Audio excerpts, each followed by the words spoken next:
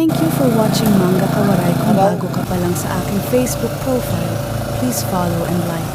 And please subscribe to my YouTube channel, Bayahing Chill TV, para updated kayo kung may mga bago kaming videos. Let's go, Waray! Chill mga kawaray, good afternoon!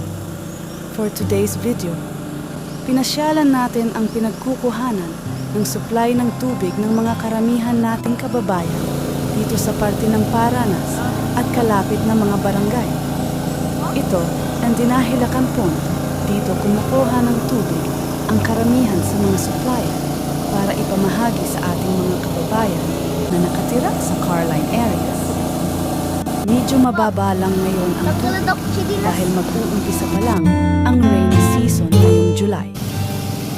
Dati lampas hita kataas ang lamig ng tubig, malamig at napaka-clear kita mga bato.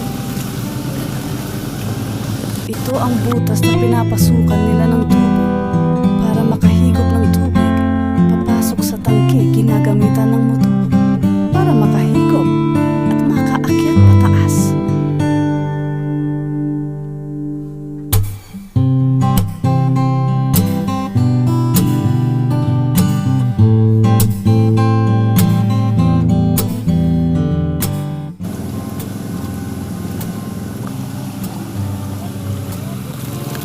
Waterproof ito pa. Kaya sa bunang pagtalot sa buhay.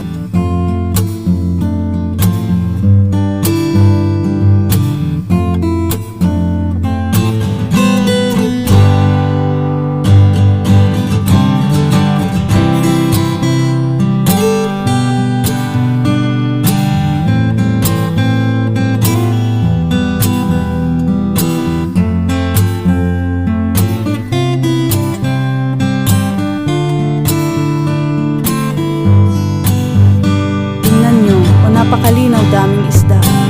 Huwag lang igalaw magsilalapitan ng mga isda. Kinakain nila mga dead skin. Medyo masarap, nakakakiliti, hindi naman masakit. Kasi goldfish lang naman. Bago magtapos ang video na ito, ay makisoyo pong mag-follow and like at mag-subscribe sa aking YouTube channel, ang Biyahing Chill TV.